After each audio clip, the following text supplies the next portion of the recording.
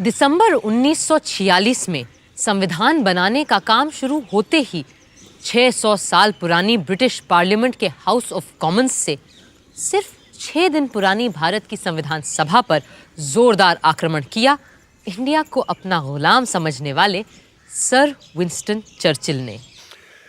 Churchill साहब की हिमाकत देखी आपने मौलाना। हाउस ऑफ कॉमन्स में जनाब फरमाते हैं कि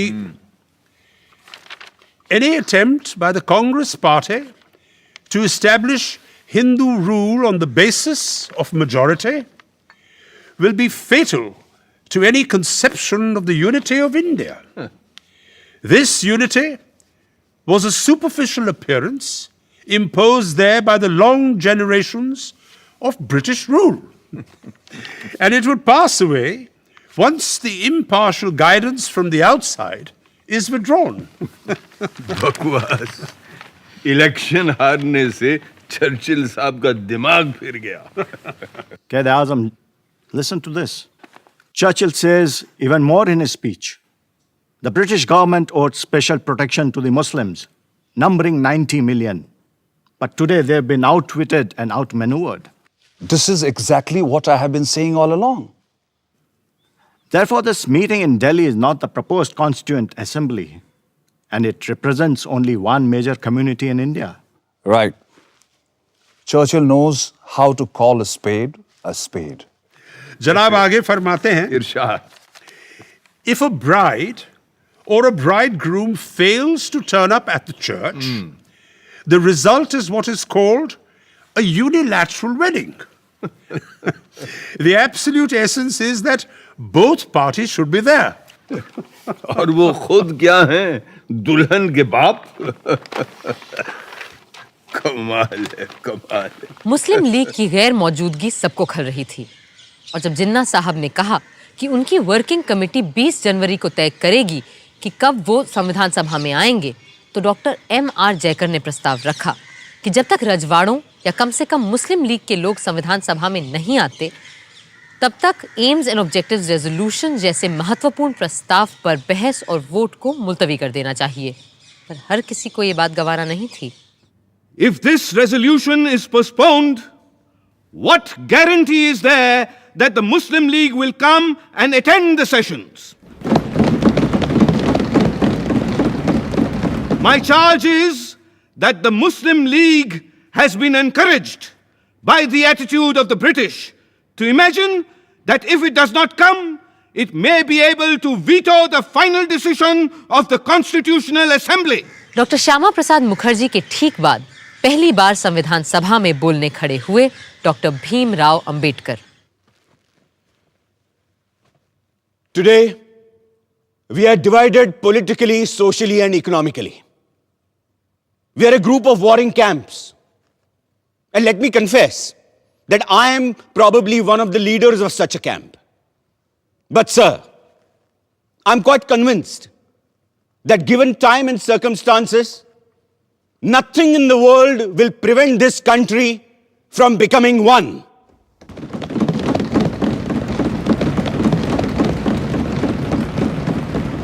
However, I find no reference to the idea of grouping in the objectives resolution. Personally, I do not like the idea of grouping.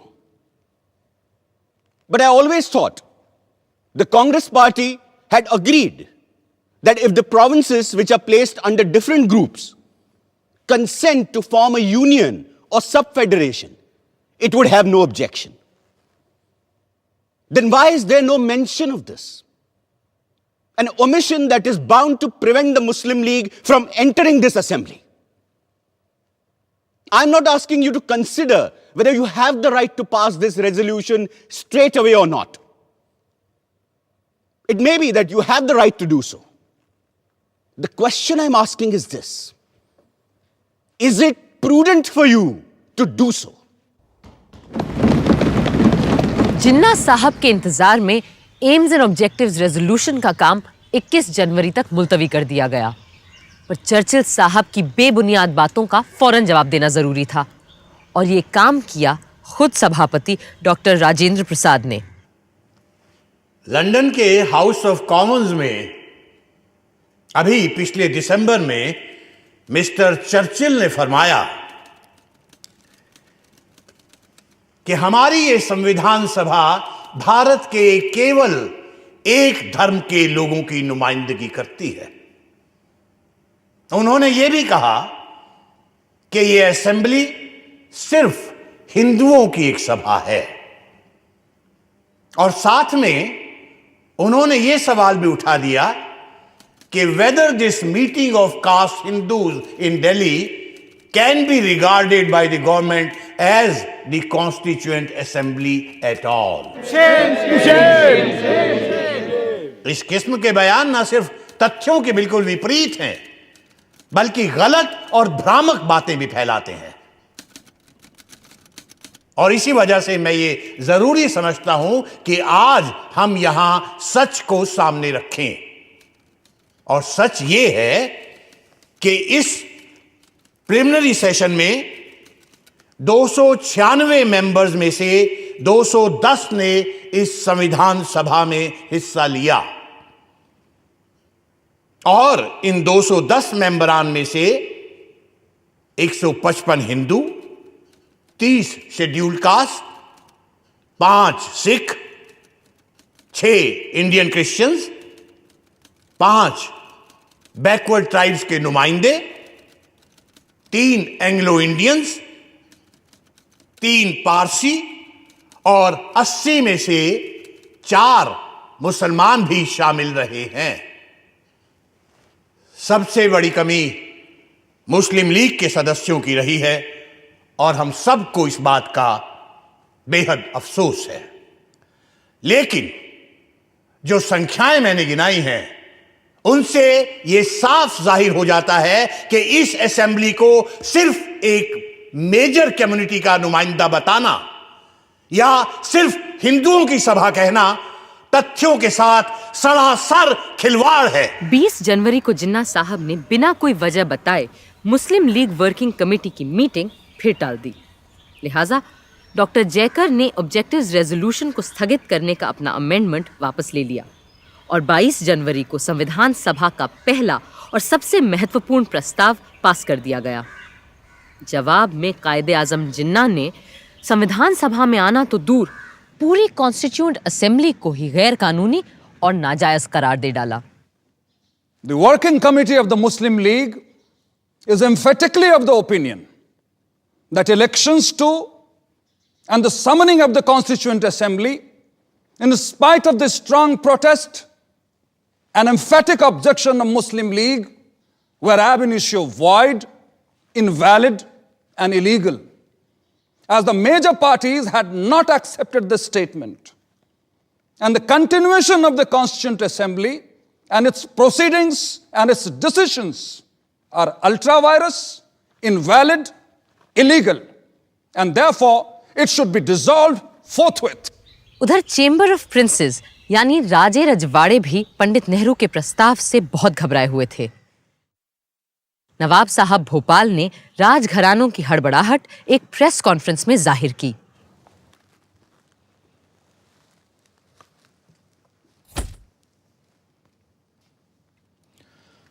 हमें मजबूरन आज ये प्रेस कॉन्फ्रेंस बुलानी पड़ी है,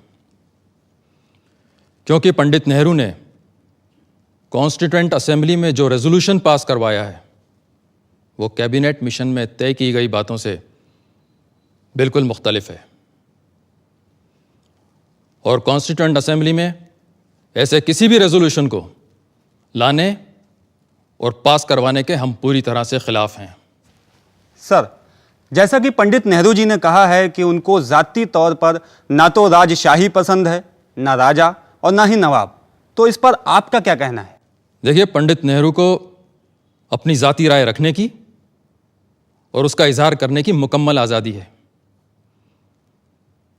लेकिन हाँ, अगर उन्होंने अपना बनाया हुआ कोई कानून हम पे ज़बरदस्ती थोपने की कोशिश की तो हिंदुस्तान के 550 शाही घरानों ने चूड़ियां नहीं पहन रखी हैं। यहाँ देखने की बात यह है कि मेजॉरिटी पार्टी के अभी से ये तेवर हैं तो अंग्रेज़ों के जाने के बाद हमारा क्या होगा ये तो खुदा ही जाने। उसके लिए हम अपने चैम्बर ऑफ प्रिंसेस का रेजोल्यूशन आपके सामने रखेंगे।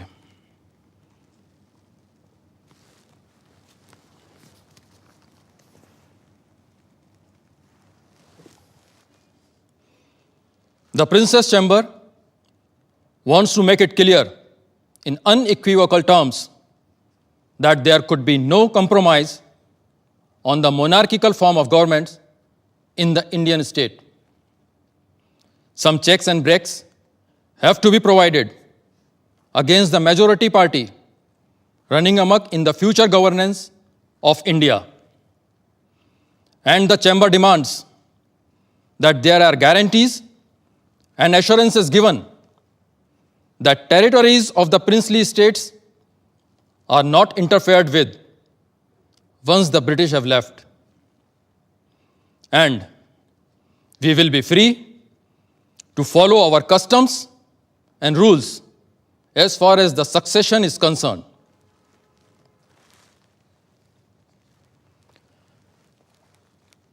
कॉन्स्टिट्यूएंट असेंबली का पास किया हुआ ऑब्जेक्टिव्स रेजोल्यूशन बड़े ही खतरनाक इम्कानातों से लबरेज है और इसीलिए हमने साफ साफ चैम्बर ऑफ प्रिंसेस का रेजोल्यूशन सबके सामने रखा है।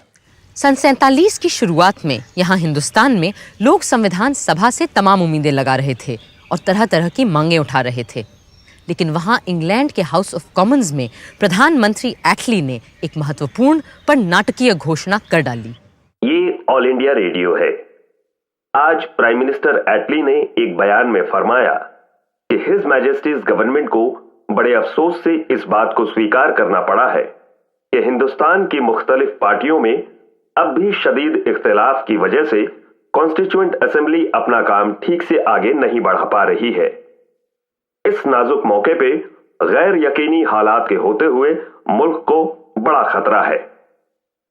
चुनांचे हिज मैजेस्टीज गवर्नमेंट ये वाजे करना चाहती है कि एक ठोस कदम उठाने का उनका इरादा अब टल नहीं सकता और वो हिंदुस्तान की बागडोर हिंदुस्तानी हाथों में सौंपने की तारीख जून 1948 के आगे नहीं बढ़ा सकती और ब्रिटिश इंडिया की बागडोर हिंदुस्तानी हाथों में सौंपने की जिम्मेदारी होगी नए वाइसरॉय एडमिरल वाइकाउंट माउंटबेटन की, ताकि हिंदुस्तान खुद मुख्तारी से आगे चलकर एक खुशहाल और खुशबाश मुल्क बन पाए। असली इम्तिहान तो अब आएगा जवाहर, जब हमें अपनी सरकार बनानी और चलानी पड़ेगी। हम तैयार हैं बापू। सरदार के साथ मिलकर मैंने एक लिस्ट भी तैयार कर ली है।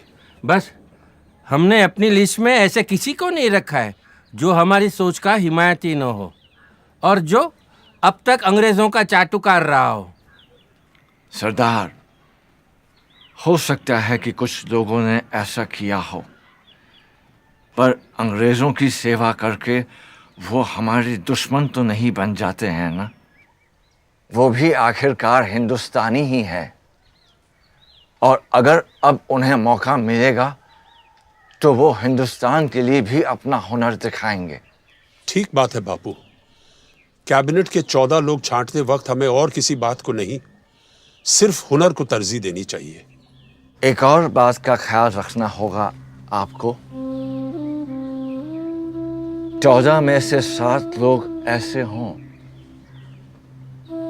जो कांग्रेस के ना हो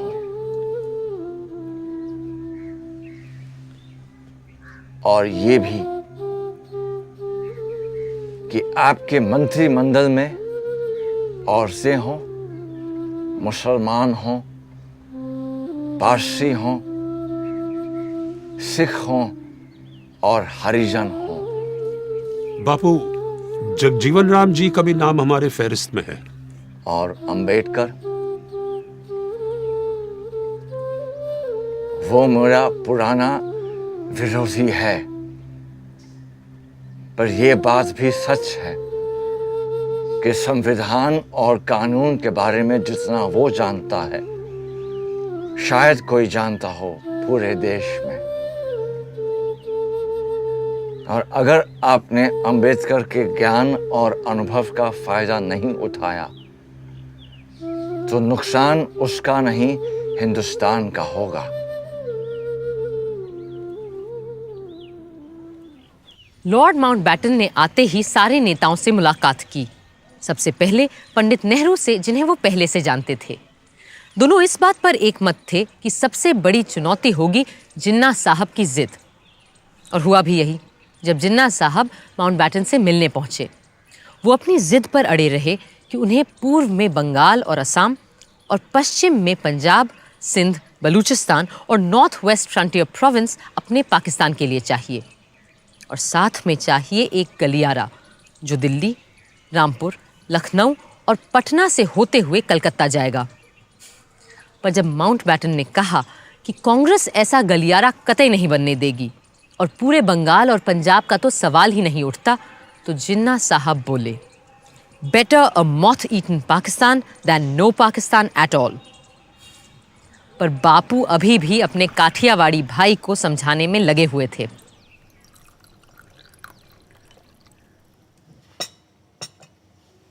May I have some salt, please? Sure.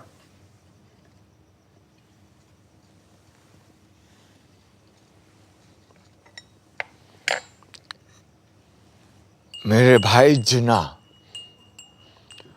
I will plead with you 70 times 7 if the need be. But I can never agree to your idea of dividing India.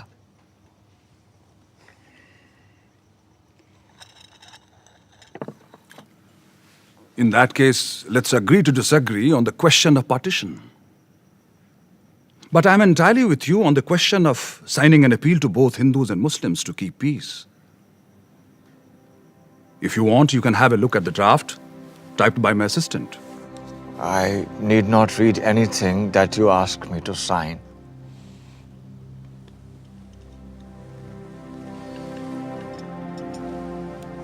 पहले आप।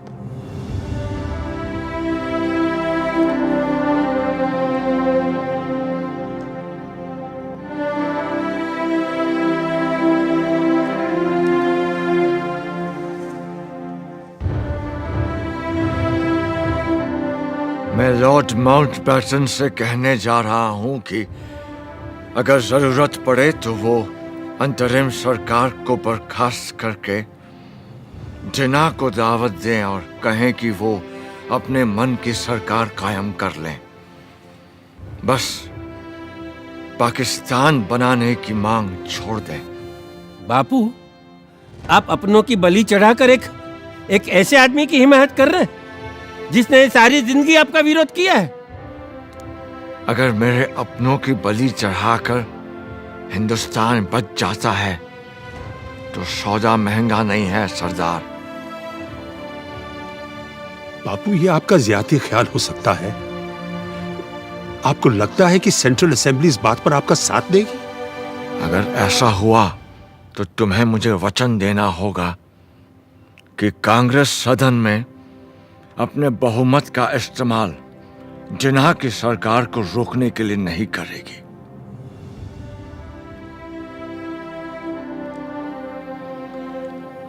बापू, मैं हमेशा आपकी बड़ी इज्जत करते आया हूं, लेकिन अब आपकी बात मुझे अजीब लग रही है। फर्ज कीजिए हमने जबान दे भी दी, तो आपको क्या लगता है कि जिन्ना साहब एक पल भी कांग्रेस का यकीन करेंगे? और फिर सदन में इतने सारे लोगों को समझाना क्या आसान होगा कि आप सारे के सारे चुपचाप हाथ पर हाथ धरे तमाशा देखते रहो कि कैसे जिन्ना जैसे तानाशाह की मनमर्जी चलती है? ना ना ना, ऐसे पागलपन के स्वांग में हिस्सा लेने के बजाय मैं सभा से इस्तीफा देना पसंद करता हूँ। बापू, लॉर्ड माउंटबैटन खुद जानते हैं कि इन हालात में मुस्लिम लीग को सरकार बनाने देना बिल्कुल फजूल की बात होगी। शायद आप लोग बेहतर समझते हैं। वैसे भी मेरे जैसे बूढ़े का यहाँ क्या काम? मुझे तो बिहार और बंगाल में होना चाहिए। जहां दंगे फिर भड़क रहे हैं, यहां तो आप लोग हैं ही दिल्ली संभालने के लिए।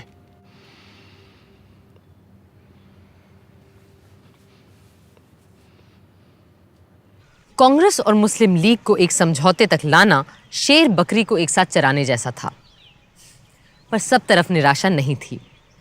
अप्रैल के अंत में जब संविधान सभा दूसरी बार मिली तो कई रजवाड़ों के नुमाइंदे उसमें शामिल हो चुके थे। बरोडा, कोचिन, उदयपुर, जोधपुर, जयपुर, बीकानेर, रीवा और पटियाला जैसे महत्वपूर्ण राजघरानों के प्रतिनिधि अब कॉन्स्टिट्यूएंट असेंबली में शामिल थे। The Constituent Assembly welcomes the representatives of the princely states and expresses the hope that others who have not chosen their representatives will take immediate steps to do so.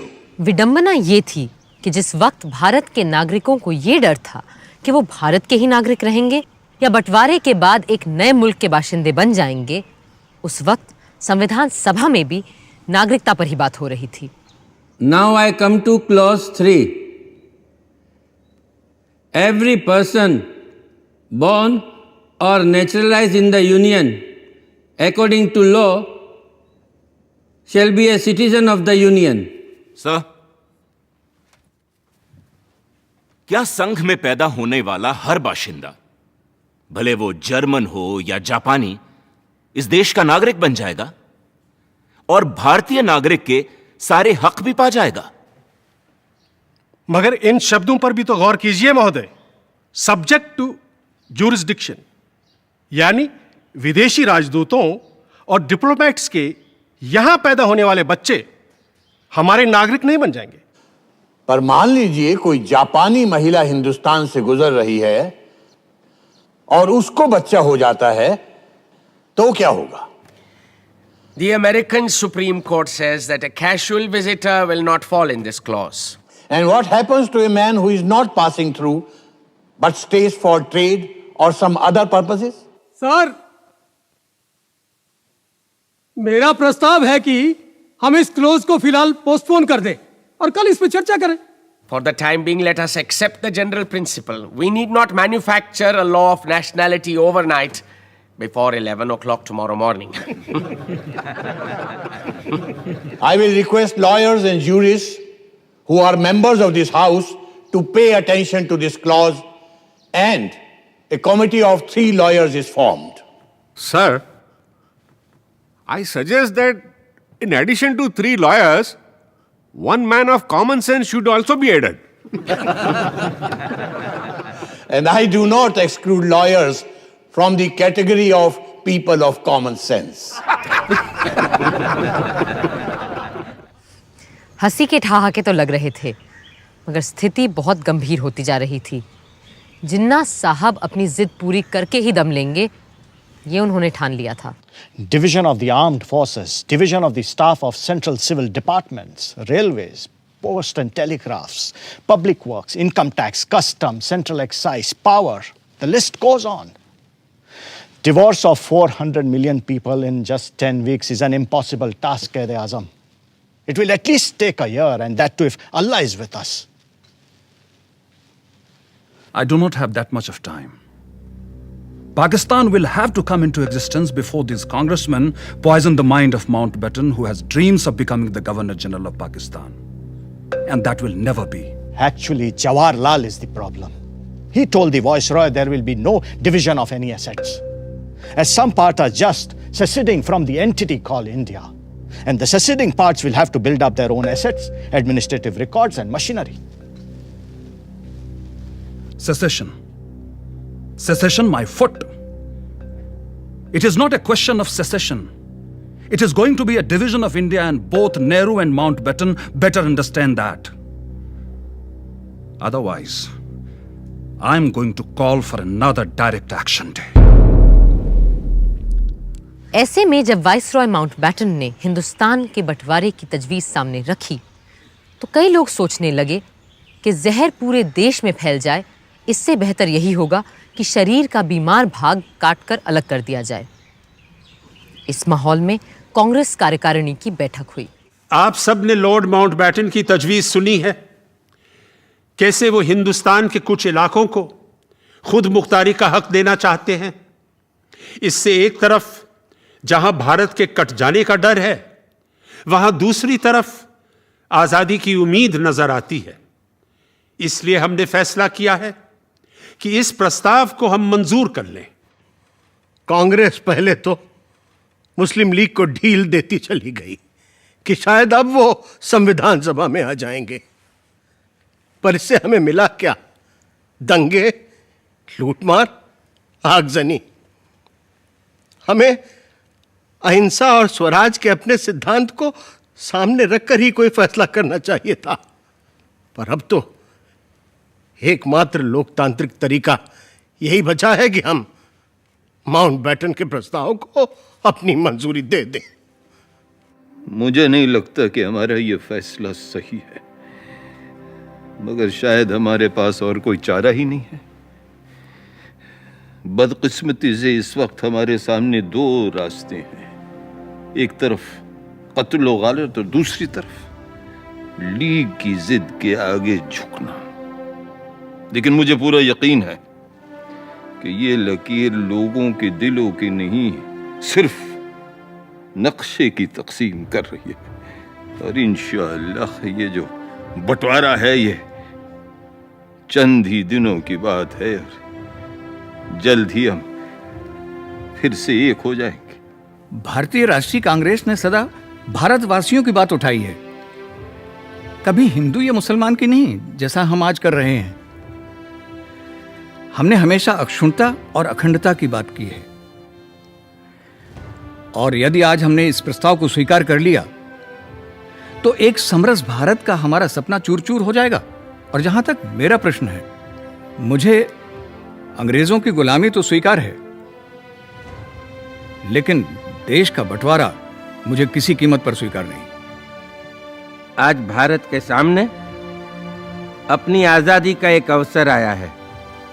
इस अवसर को क्या हम हाथ से चले जाने देंगे? ये कहना सही नहीं है कि पहले अंग्रेजों को चले जाने दो, फिर हम सब कुछ ठीक कर लेंगे, संभाल लेंगे। अरे कैसे हल करेंगे हम सारे सवाल? क्या हाल होगा उनके चले जाने के बाद? ये कभी किसी ने सोचा है? मेरी बात शायद कुछ लोगों को अच्छी न लगे, लेकिन कभी कभी पूरे शरीर में रोग फैल जाने देने से अच्छा होता है अपने बीमार अंग को काट कर फेंक दे, अलग कर दे शरीर से। 3 जून 1947 वाइसरॉय माउंटबेटन ने रेडियो पर वो शब्द बोले जिन्होंने देश के नक्शे को ही नहीं, न जाने कितने दिल, घर, परिवार और जिंदगियों को भी काट डाला। To my great regret, it has been impossible to obtain agreement either to the cabinet mission plan or any other plan that may preserve the unity of India. But there can be no question of coercing of any large area in which one community has a majority to live against their will under a government in which another community has a majority. And the only alternative to coercion is partition. Partition of India, partition of Punjab and Bengal. 3 जून की घोषणा ने पूरे देश में एक खलबली मचा दी थी। हर तरफ से हिंसा और तनाव की खबरें आ रही थीं, पर संविधान सभा को तो अपना काम करना था। 14 जुलाई को जब सभा दोबारा मिली तो खुशी की बात यह थी कि मुस्लिम लीग के लोग भी उसमें मौजूद थे। हाँ, भारत के सिर्फ उन हिस्सों से जो बंटवारे में नए मुल्क पाकिस्तान के साथ नहीं जा रहे थे। Members who have not yet presented their credentials will now do so and sign the register. Haji Abdul Sattar Ishaq Said from Madras. Sir, I would like to raise a point of order. Does the honorable member, Mr. Haji Abdul Sattar, still subscribe to the two-nation theory? This is not a point of order. It is a question of the right of the member elected to the Constituent Assembly, and I cannot prevent any elected member from signing the register. You may go ahead, please. Further on the list, B. Pokar Sahab Bahadur, Madras.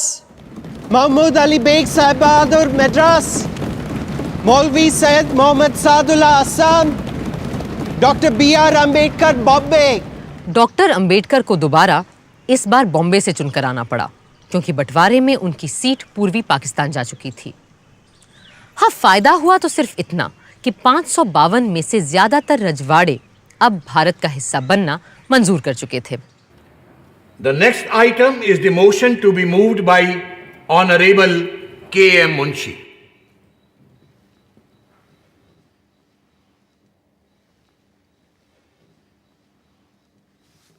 महोदय,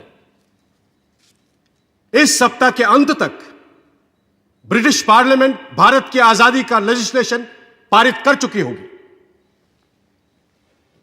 और 15 अगस्त 1947 को हमें स्वतंत्रता मिल जाएगी।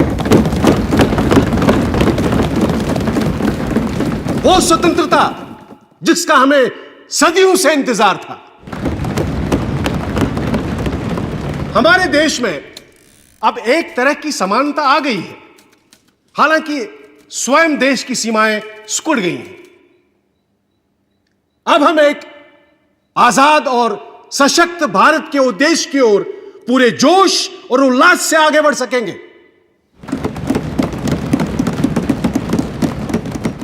महोदय, हमारे दरमियान मुस्लिम league के नुमाइंदे भी उपस्थित हैं।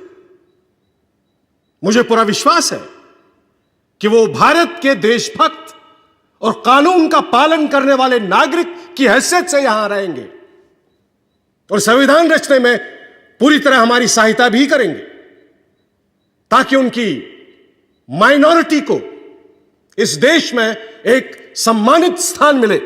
Mr. President, I should have thought there was no need for any doubt whatsoever regarding the fact that we have come here as the law-abiding and loyal citizens of India. एक हफ्ते बाद 22 जुलाई के दिन पंडित नेहरू जब बोलने खड़े हुए तो उन्होंने प्रस्ताव नहीं, कपड़े के 2 टुकड़े सभा के सामने रखे। It is my proud privilege to move the following resolution. Resolve that the national flag of India will be horizontal tricolor of deep saffron, white, and dark green in equal proportions. In the center of the white band, there shall be a wheel in navy blue to represent the charkha. The design of the wheel shall be that of the chakra, which appears on the abacus of the Sarnath lion capital of Ashoka. I remember the ups and downs of our great struggle for freedom and how this flag gave us the courage to go on. Many who are not present here today, many of our comrades who have passed away, held on to this flag, some amongst them even to their death, and handed it over as they sank to others to hold it aloft.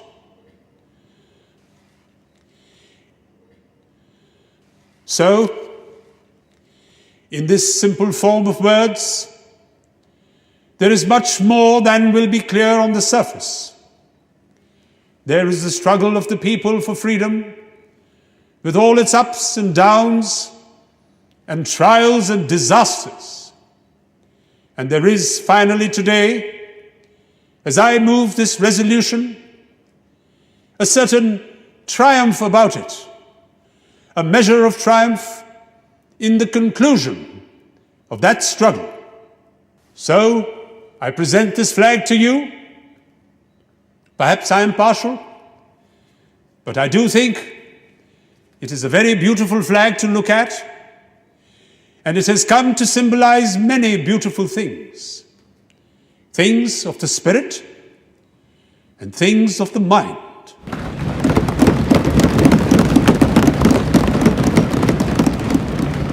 I now present to you not only the resolution, but the flag itself. One in silk, and one in cotton.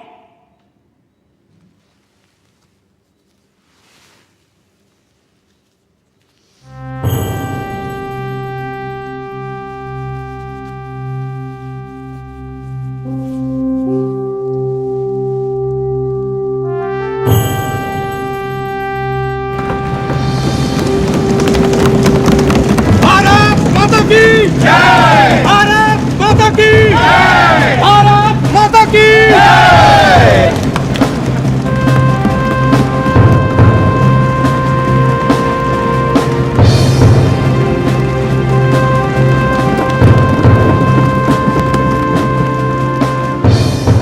I beg to move this resolution.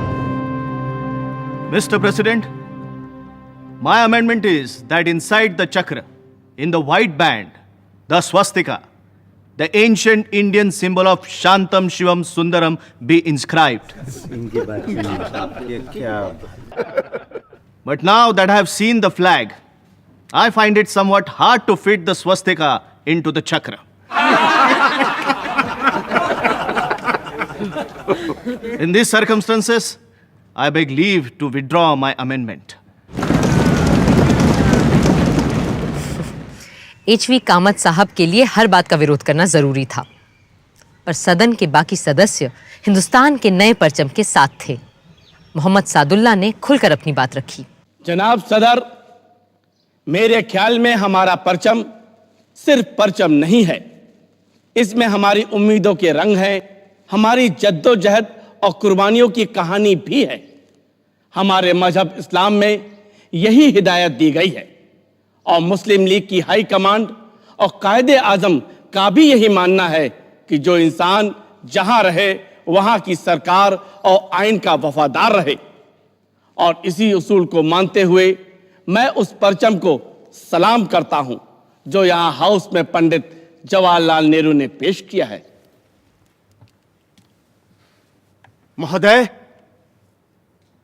मैं कहना चाहता हूं कि 27 वर्षों के इस स्वतंत्रता संग्राम में जिस तिरंगे के नीचे हमने स्वाधीनता प्राप्त की है, वही रंग हमारे राष्ट्रीय ध्वज के रंग हों, यह एक स्वाभाविक बात है। मुझे दुख है कि इस समय कुछ लोग सांप्रदायिकता में मदमस्त होकर आपत्तिजनक घटनाएं कर रहे हैं। अभी परसों की ही बात है, दिल्ली में हिंदी के संबंध में एक सभा हुई, वहां हुल्लड़बाजी हुई। इतना ही नहीं, कई मोटरों पर जो राष्ट्रीय ध्वज लगे हुए थे उन्हें निकालकर फेंक दिया गया। मैं कहता हूं कि सांप्रदायिकता से मदमस्त होकर झंडे का अपमान करना सारे राष्ट्र का अपमान करना है। भारत माता की जय! भारत माता की जय! भारत माता की जय! संविधान सभा का अगला यानी 5वां सत्र शुरू होना था एक बहुत ही ऐतिहासिक दिन, 15 अगस्त 1947। 14 अगस्त की शाम से ही सदन की कार्यवाही शुरू हो गई थी, उस घड़ी के इंतजार में जिसका हर हिंदुस्तानी को जाने कब से इंतजार था। वंदे मातरम, वंदे मातरम, सुजलाम सुफलाम मलयज शीतलाम सस्य श्यामलां मातरं वन्दे मातरं। शुभ्रज्योत्स्ना पुलकितयामिनीं फुल्लकुसुमित द्रुमदलशोभिनीं सुहासिनीं सुमधुरभाषिणीं सुखदां वरदां मातरं वन्दे मातरं वन्दे मातरं।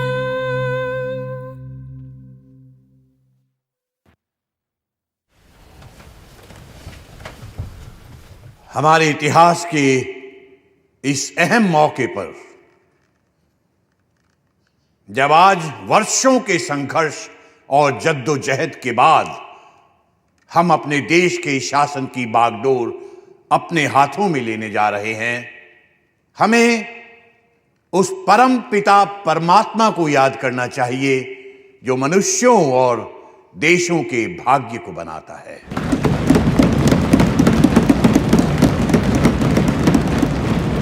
और हम आज उन अनेकानेक ज्ञात और अज्ञात, जाने और अनजाने पुरुषों और स्त्रियों के प्रति श्रद्धांजलि अर्पित करते हैं जिन्होंने इस दिन की प्राप्ति के लिए अपने प्राण न्योछावर कर दिए। हंसते हंसते फांसियों के तख्ते पर चढ़ गए, गोलियों के शिकार बन गए। जिन्होंने जेल खानों और काला पानी के टापू में घुल घुल कर अपने जीवन का उत्सर्ग कर दिया। जिन्होंने बिना संकोच माता पिता, स्त्री संतान, भाई बहन और यहां तक कि अपने देश को भी छोड़ दिया। अपना धन, जान सबका बलिदान कर दिया। आज ये उनके त्याग और तपस्या का ही फल है कि हम इस दिन को देख पा रहे हैं।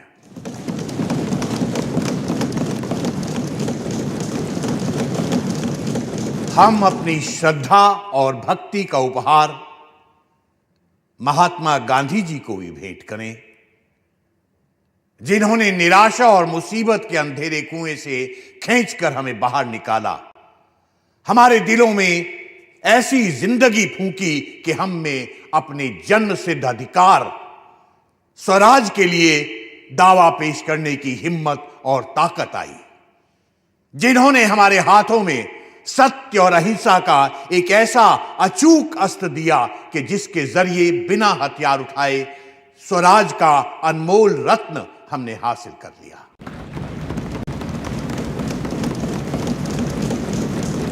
जिस देश को ईश्वर और प्रकृति ने एक बनाया था,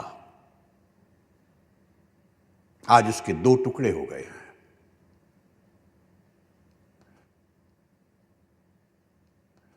मुझे यह कहना पड़ता है कि इस बंटवारे से हमारे दिलों में दुख है,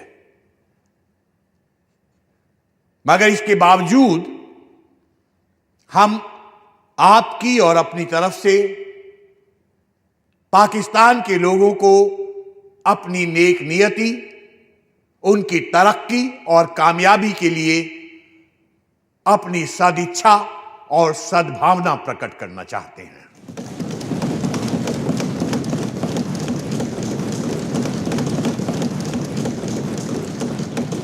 अब इसके बाद मेरा प्रस्ताव है कि हम सब उन वीरों की पुण्य स्मृति में जिन्होंने देश में और देश के बाहर हमारे स्वातंत्र संग्राम में अपनी बलि दी है, कुछ क्षण मौन खड़े रहें।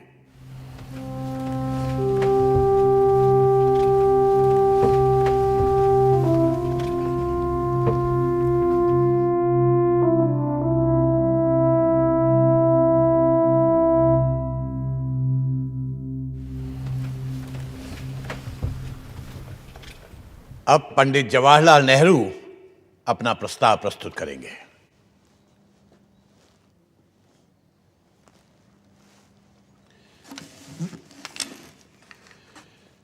सदर साहब, कई साल हुए जबकि हमने किस्मत से एक बाजी लगाई थी, एक इकरार किया था, प्रतिज्ञा की थी। अब वक्त आया है कि हम इसे पूरा करें। बल्कि वो पूरा तो शायद अभी भी नहीं हुआ, लेकिन फिर भी एक बड़ी मंजिल पूरी हुई, हम वहां पहुंचे हैं। फिर मुनासिब है कि ऐसे वक्त में हमारा पहला काम यह हो कि हम एक प्रण, एक नई प्रतिज्ञा फिर से करें, इकरार करें आइंदा हिंदुस्तान और हिंदुस्तान के लोगों की खिदमत करने का। चंद मिनटों में यह असेंबली पूरी तौर से आजाद खुद मुख्तार असेंबली हो जाएगी और नुमाइंदगी करेगी एक आजाद खुद मुख्तार मुल्क की। हमने एक मंजिल पूरी की है और आज उसकी खुशियां मनाई जा रही हैं। लेकिन ये भी हम जानते हैं कि हिंदुस्तान भर में खुशी नहीं है। हमारे दिल में रंज के टुकड़े काफी हैं और दिल्ली से बहुत दूर नहीं, बड़े बड़े शहर जल रहे हैं। वहां की गर्मी यहां आ रही है। खुशी पूरे तौर से नहीं हो सकती, लेकिन फिर भी इस मौके पर हिम्मत से इन सब बातों का सामना करना होगा। अब मैं अपनी बात अंग्रेजी में भी पेश करूंगा। Long years ago, we made a tryst with destiny, and now the time comes when we must redeem our pledge. Not only or in full measure, but very substantially. At the stroke of the midnight hour, when the world sleeps, India will awake to life and freedom.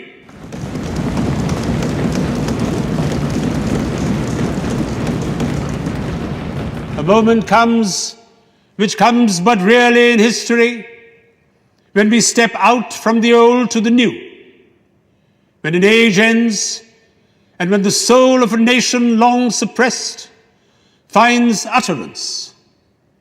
It is fitting that at this solemn moment, we take the pledge of dedication to the service of India and her people, and to the larger cause of humanity.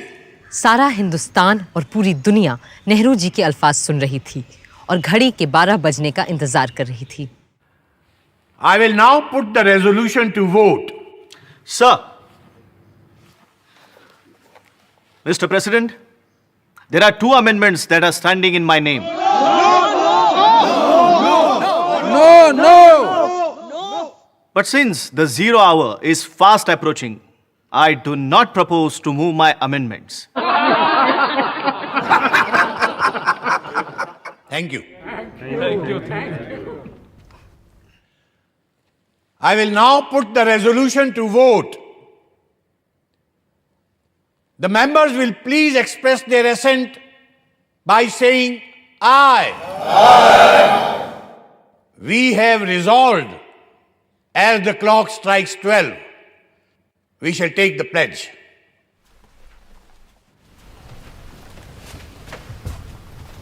It is just half a minute to 12.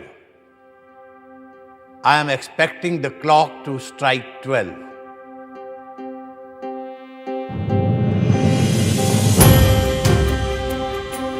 अब जबकि हिंदवासियों ने त्याग और तप से स्वतंत्रता हासिल कर ली है, मैं राजेंद्र प्रसाद, जो इस विधान परिषद का एक सदस्य हूं, शपथ लेने के बाद राष्ट्रीय ध्वज सबके सामने पेश किया गया। Shrimati Hansa Mehta will now present the national flag on behalf of the women of India.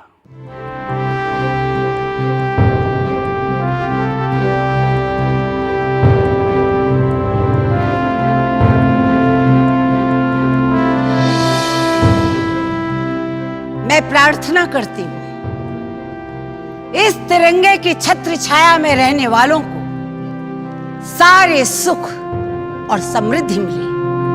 जय हिंद, जय हिंद, जय हिंद, जय हिंद, जय हिंद, जय हिंद। साथ ही श्रीमती सुचेता कृपलानी ने अल्लामा इकबाल का लिखा कौमी तराना गाया, सारे जहां से अच्छा हिंदोस्तां हमारा। और फिर संविधान सभा में पहली बार वो स्वर गूंजे जो आज भी हर हिंदुस्तानी के रोंगटे खड़े कर देते हैं और सीने चौड़े।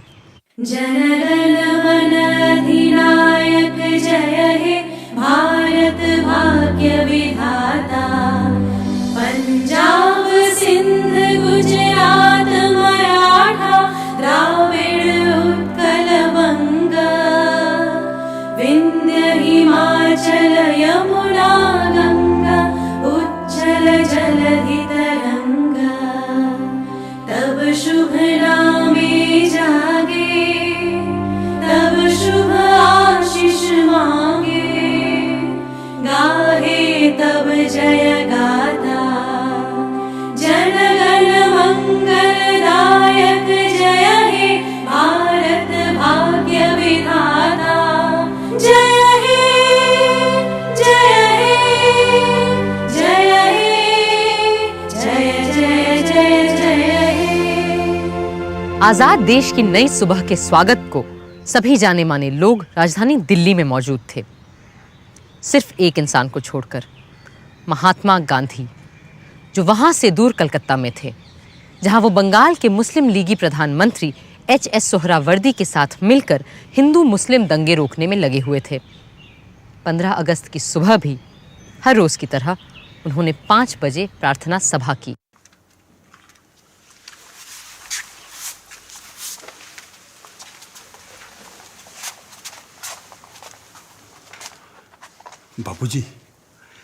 बापूजी, आज से हम आजाद हैं।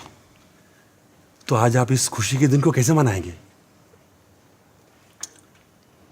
ऐसे खुशी के मौके तो ईश्वर की कृपा से ही आते हैं, सो मैं उसे याद करूंगा और धन्यवाद दूंगा। मेरा तो यही तरीका है। किंतु बापूजी, आज कुछ विशेष होना चाहिए था ना?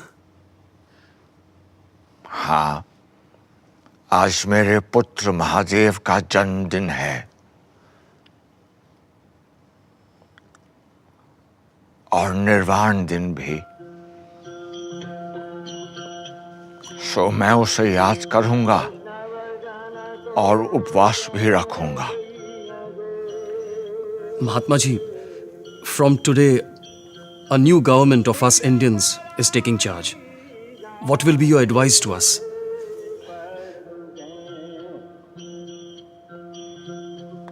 Be humble, beware of power. Power corrupts. Do not let yourselves be trapped by pomp and pageantry.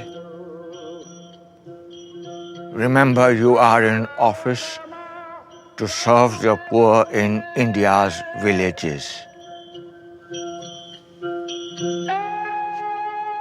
सबको सन्मति दे भगवान।